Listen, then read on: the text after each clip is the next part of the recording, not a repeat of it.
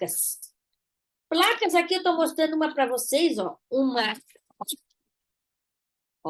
Duas placas de aço, se vocês pudessem pegar na mão, tá? Eu faço esse treinamento presencial também, o dia que vocês quiserem para a empresa de vocês, é só combinar. Eu levo os materiais, tem uma maleta de prótese. Então, aqui vocês estão vendo uma placa, tá? Em aço, ó. Você está vendo ali, ó, que o orifício da placa é um buraco normal, tá? Você está vendo uma placa mais estreita e uma mais larguinha. Se você olhar a altura delas, é a mesma, exatamente a mesma, tá? Porque essa aqui é uma placa de 4,5, reta larga e reta estreita. E ambas vão dar conta de parafusos corticais de 4,5. Olha só, simplesmente você vai colocar o parafuso no osso, né? E quando chegar aqui na placa, a cabeça do parafuso só vai se acomodar aqui, ó. Então, isso aqui é uma placa DCP convencional de aço, tá? Um parafuso convencional aqui de aço, tá? O orifício das duas é grande, ó. Então, por mais que essa seja estreita, mas o orifício da placa e o parafuso que se usa é o de 4,5.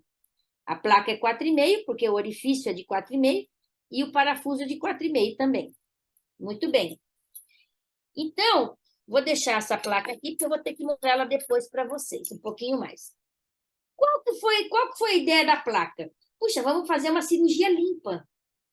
Por quê? Se a pessoa não tivesse uma fratura e não tivesse sido exposta, o que se fazia antes? Colocavam talas, pedaços de pau e deixava aquilo ali parado até consolidar. Só que consolidava torto, errado, fazia calo ósseo, pseudoartrose, tá? Então, nós temos aqui, ó, datados os primeiros artigos científicos publicados de 1886, as primeiras placas. Aí, quase um século depois, tá? Foram as primeiras placas. Aí colocava essas placas em cima do osso, e qual que era a ideia? Vamos colocar bem apertadinho, vamos apertar bem esse parafuso, vamos pegar a chave aqui, vamos apertar o máximo que a gente conseguir esse parafuso. E as placas de 1886 até 1940 não dava certo. O que acontecia? Se prendia demais, a placa era totalmente reta, e os cirurgiões, eles apertavam bem, porque a ideia deles era boa, vamos deixar bem apertado, porque desse osso vai ficar bem estável, paradinho no lugar para acontecer a consolidação. Só que ninguém lembrou que se você apertar demais aquele metal em cima do osso, não vai passar corrente sanguínea embaixo da placa. E aí o que vai acontecer? Área avascular, infecção, sequestro ósseo. E aí, por que as placas começaram a dar certo de 1940 para cá? Porque começou a se respeitar a vascularidade. Aí, olha esse nome, tá? É uma sigla internacional que significa Dynamic Compression Plate. Se eu mostrar para vocês, eu vou tentar mostrar para vocês que ela não é reta. Ó, dá para vocês verem que ela parece uma meia-lua ali, ó. Opa, ó. Tá vendo que ela não é bem reta? Ó, ela tem uma leve parte côncava. Qual que é a ideia? Vai ficar muito preso porque essas extremidades aqui, esses lados, a lateral da placa que vai, ó. Se eu colocar isso aqui na mão de vocês, ou de uma pessoa mais forte possível, não vai conseguir quebrar essa placa. Porque isso aqui é aço. Ele é muito resistente. Então, por isso que o aço no trauma é muito utilizado, tá? Então, você pode ver que a parte que fica colada no osso são essas laterais, e aqui, como que tem essa leve parte côncava, é por onde vai passar a circulação sanguínea. E se passa a circulação sanguínea por baixo da placa, esse osso vai ser consolidado de forma muito mais rápida, e não vai acontecer infecção, sequestro ósseo, e não vai ter essa área avascular. Então, de 1940, começou-se a se pensar, olha, Já como não quebrou, vamos tentar fazer a mobilização precoce de forma cirúrgica. E aí, em 1960 para cá, que as placas DCP começaram a dar certo. Tá? Por quê? Aí evita fadiga, promove consolidação, respeita a vascularidade. A análise de uso do enxerto ósseo também reduz fadiga. Isso a gente vê muito nas osteotomias, que eu vou mostrar um pouquinho mais para frente para vocês. Agora eu quero mostrar esse vídeo, tá? Vocês vão entender bem certinho que existe vários jeitos de tratar uma fratura. Aí você vai me perguntar, quando trata de um jeito ou de outro? Depende do tipo da fratura, da localização da fratura e também, gente, pasmem, do que tem disponível no hospital, se for uma cirurgia de emergência. Vamos lá? Olha só, gente, aqui teve uma fratura. Ela não é cominutiva, porque a fratura cominutiva ela tem de 3 para mais fragmentos. Desde que e é chamada de cominutiva quando mais fragmentos quantos? Desde que não moa o osso, né? Não, e você tenha pelo menos pedacinhos para juntar.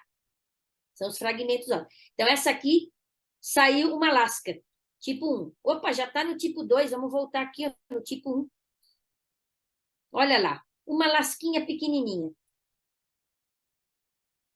Vamos voltar aqui, ó. E o cara não fala nada, então só passa a musiquinha, ó. Uma lasquinha de nada, sem tratamento cirúrgico.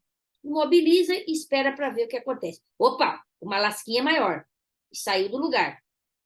Então, pode reduzir, abre, né? Reduz, coloca o fragmento no lugar e vai fixar. Pode fixar só com parafuso? Olha aí, ó. Às vezes você pega o raio-x e você enxerga um parafuso para lá, um para cá. É porque o médico tentou juntar os fragmentos e ele vai passando o parafuso de um lado e do outro para deixar aquilo ali bem fixo. Como que vai fixar só com parafuso? Porque o parafuso é esponjoso e canulado. Vai passar o fio guia. Você pode ver que a ponte, onde tem rosca, vai ficar numa parte boa do osso. E a parte que não tem rosca vai ficar bem por cima da fratura. Olha lá. Ou você pode fixar com placa. Olha lá. Ó. Deixa eu terminar aqui, vou paralisar. Ó, tá vendo? Ó? O parafuso cortical, ele só serve para segurar a placa na parte boa do osso. Aqui onde quebrou, não vai rosquear ali, ó. Porque já está quebrado, já está frágil, sensível. E aqui ele vai usar um parafuso esponjoso. Captaram a ideia? Então, nunca mais vocês vão esquecer. Olha lá. Agora, tipo 3. Opa! Aqui, como que eu chamo essa fratura? Uma fratura cominutiva, articular, porque ela foi aqui, ó. Essa aqui é a cabeça do rádio. E o rádio, ele é coberto por uma cartilagem, tá? Então, uma fratura articular cominutiva, porque ela cometeu a articulação e cominutiva porque ela tem mais de 3 fragmentos. O que pode fazer? Pode tirar tudo e deixar para ver se essa pessoa... O que vai acontecer? O que vai acontecer se tirar tudo? Vai se criar aqui uma capa de uma fibrose, uma capa de fibrina. Que, dependendo se essa pessoa não tiver muita mobilidade nesse cotovelo, pode ser que ela viva para o resto da vida sem nada, sem aquela cabeça do rádio ali. Ou pode juntar as pecinhas,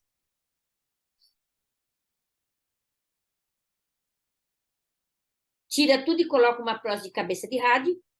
Isso eu vou mostrar também, né, no caso, dentro da aula das artroplastias. Ou junta tudo aqui, tipo 4, ó. Tipo 4. Além de se quebrar em vários pedacinhos, você viu que deslocou o cotovelo. Então, vai ser colocado esse cotovelo no lugar. Opa, peraí, gente, que ele cortou um pouquinho, tá? Deixa eu voltar. Vamos lá na tipo 4 aqui, ó. Ó. Tipo 4. Ó. Então, eu vou reduzir, junto os pedacinhos, os fragmentos, e prendo com placa e parafusos. Ó. Parafusos esponjosos para lá e para cá, parafusos corticais para segurar essa placa no lugar. ou só com parafusos. Um para lá, um para cá, tudo torto. Vocês vão ver isso. Então, vocês viram? Ou tira tudo e coloca a prótese. E aí, o que vai dizer para o médico fazer de um jeito ou de outro? A localização da fratura, né? Vocês viram que são vários tipos. Uma lasquinha, várias lasquinhas, se desloca ou não o cotovelo, e aí ele vai tomar a decisão na hora e também vai ter que ter o material disponível, né? Vai ter que ter o material disponível. Ó, aqui uma fratura diafisária no meio do osso, tá? E aí, o que olha? Você está vendo aqui uma placa reta, dessa que eu mostrei para vocês, uma placa de compressão dinâmica, que tem essa leve curvatura para manter a circulação sanguínea embaixo, né? Para que essa placa não fique totalmente em contato com o osso. E você está vendo aqui parafusos corticais e parafuso esponjoso.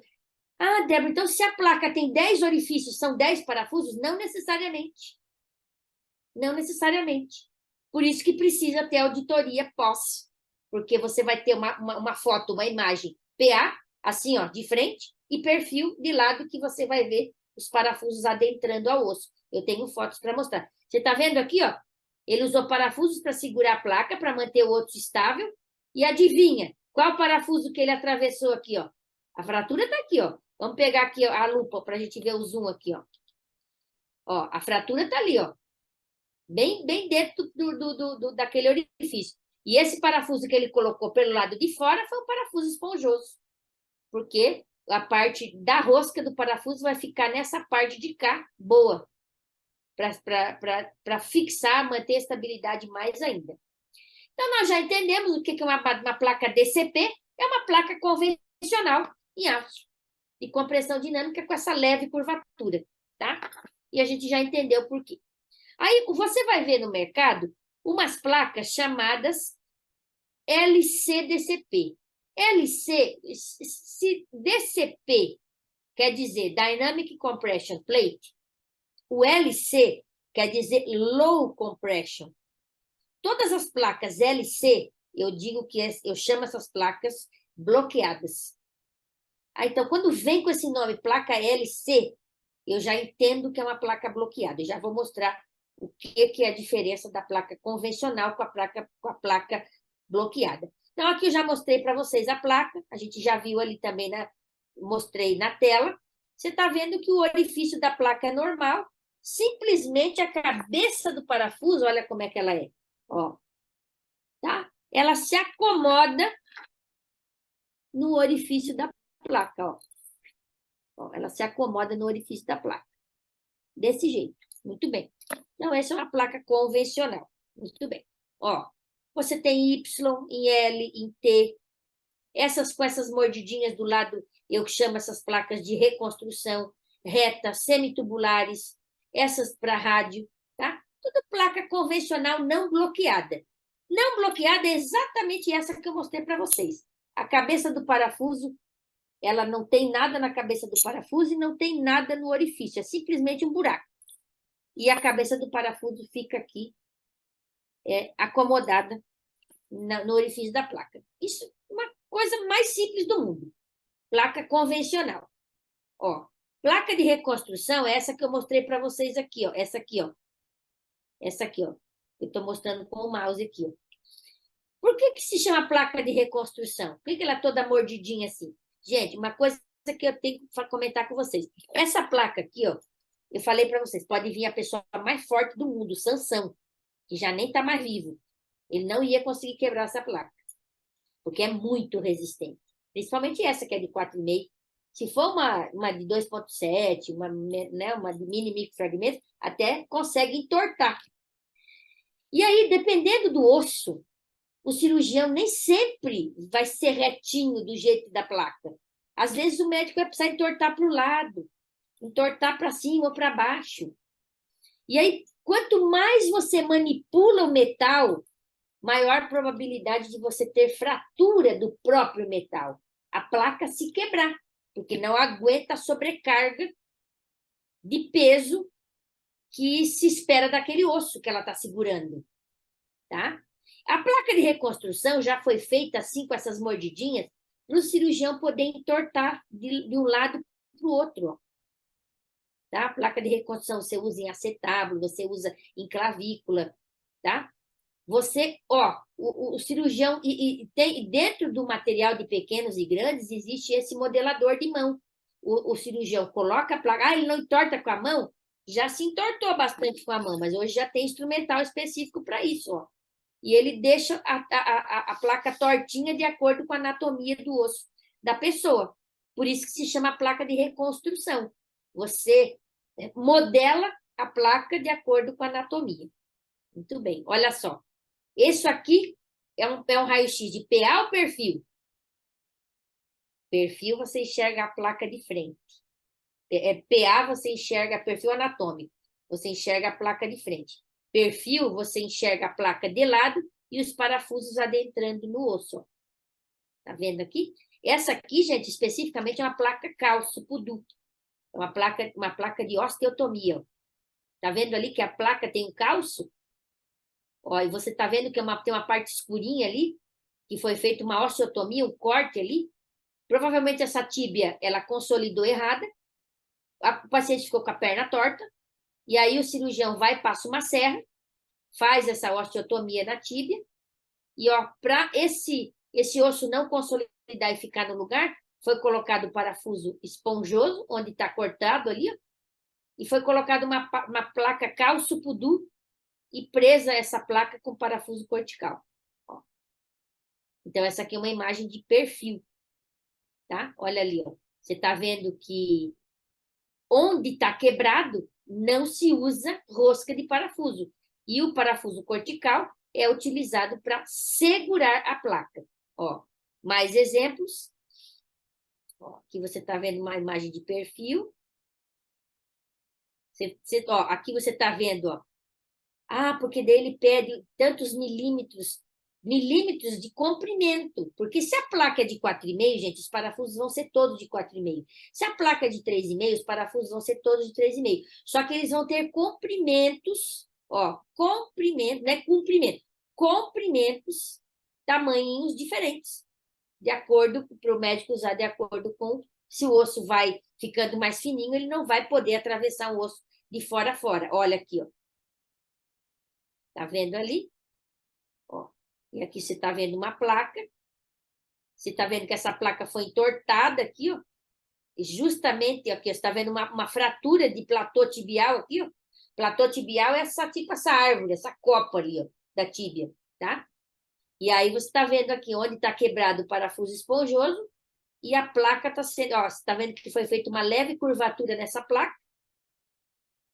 E aí, como é uma fratura de platô tibial, eu chamo essa uma fratura de uma fratura metafisária, porque ela está próxima da articulação. Então, geralmente, essa placa aqui, que vocês estão vendo com essa curvatura, ela já vem de fábrica torta. Tá? Ela já vem de fábrica torta. Aí você vê placas tubulares. Eu tenho aqui a placa tubulares para você ver. Ó. Vamos ver mais uma fotinho aqui. As placas tubulares. Ou 1/3 de tubo, semitubulares. São essas aqui, gente, ó. Ó. Você vai ver que ela não tem simplesmente aquela leve curvatura. Ela é totalmente curvada para abraçar o osso. Isso aqui você usa em fratura de fíbula, porque o osso é mais fininho, naquela parte distal, simplesmente ela abraça o osso assim. Ah, Débora, mas você não falou que não pode apertar para ter vascularização? Só o fato dela já ser côncava, curva desse jeito, o cirurgião não consegue apertá-la completamente contra o osso. Então, essa é a placa tubular, ó, semitubular, ela é tipo uma calha, ó. Tipo uma calha aqui, ó. Se eu virar assim, vocês vão entender um pouco melhor, ó. Se eu virar assim, ó, vocês já conseguem visualizar. Opa, assim, isso, tá? Muito bem, vamos lá. E o que é o bendito do material bloqueado? Opa, já estou vendo alguma coisa diferente aqui, ó. O orifício da placa não é só um buraco. Tem rosca no orifício da placa. Opa, A cabeça do parafuso não é simplesmente uma cabeça de parafuso, igual eu mostrei essa aqui para vocês, ó. Ó, a cabeça do parafuso desse aqui convencional, que simplesmente vai se acomodar no orifício. Ah, então quer dizer, tem rosca no corpo do parafuso e tem rosca na cabeça do parafuso. Sim. Qual que é a ideia? Então quer dizer que eu vou rosquear o osso e eu vou rosquear o parafuso também na placa. Uhum. Qual que é a ideia? Placas bloqueadas, olha ali, ó. Você está vendo que tem esse orifício. Ó. Você está vendo que tem orifícios com rosca e sem rosca. Essa aqui é uma placa LC-DCP. Quando a placa é inteirinha, ó, todos os orifícios tem rosca, eu chamo que é uma placa LCP, Low Compression Plate. Essa aqui é uma placa que tem orifícios com rosca e orifícios sem rosca. Então, eu chamo que é uma placa LC-DCP.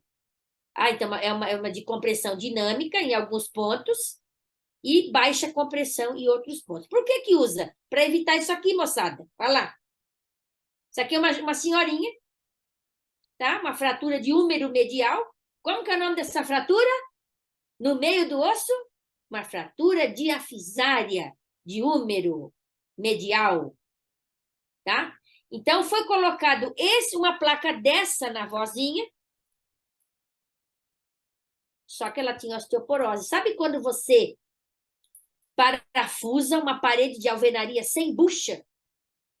O que vai acontecer no parafuso? Espanar. E foi o que aconteceu com a pobrezinha da velhinha. Ela colocou a placa. Se você não pudesse pegar na mão, é uma placa pesada, aço. E, geralmente, essas placas aqui, gente, ó, essas bloqueadas, elas têm de aço também, o aço nacional, titânio nacional e titânio importado. Geralmente, os importados são só em titânio. Por quê? É um bracinho de uma senhora idosa, já é um material 3,5, eu já tenho osteoporose. O que adianta eu colocar um metal pesado ali, que mesmo o material bloqueado vai ter dificuldade de segurar? Então, qual que é a ideia? Eu dividir o peso da placa com o osso e com a própria placa. Ó, a bloqueia como se fosse um fixador externo. Então, essa pessoa que usa o material bloqueado vai ter uma menor probabilidade de acontecer isso aqui, a pessoa ter que ir para uma nova cirurgia. O osso é poroso e vai espanar aquele parafuso, porque a placa é pesada. Mesmo, você não falou que o parafuso cortical coloca na parte boa do osso, beleza, mas o osso aqui está podre, está osteoporótico, poroso, fraquinho, e aí a rosca do parafuso não dá conta de segurar o osso não dá conta de segurar essa rosca com essa placa pesada. E aí, por isso que a proposta é usar material bloqueado em titânio, porque além de você rosquear com cuidado, ó, esse aqui é um parafuso autoperfurante, ó. Ele é maciço, você não passa fio-guia por dentro dele. Tá? Quando você vê que a ponta do parafuso é retinha, você já capta a ideia, até mesmo no raio-x, quando você enxerga de perfil, tá? Você vê quando é autoperfurante ou autorrosqueante. Se a ponta é reta, você sabe que usou fio-guia e paga o fio-guia. Então, de você ver o raio-x, você já vai identificar algumas coisas. Então, aqui, ó, qual que é a ideia? Vai rosquear no ossinho podre, no ossinho osteoporótico? Vai. Só que além de rosquear no ossinho ruim, o parafuso vai ficar muito bem preso na própria placa. Então, eu divido a carga, o peso da placa com ela mesma. Ó, tá?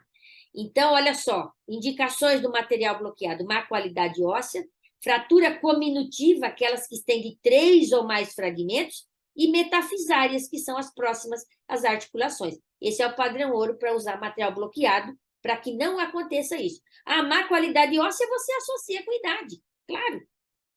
Você pensa ali, o que a literatura considera paciente jovem hoje? Até 55, 59 anos, dependendo se tiver uma vida ativa.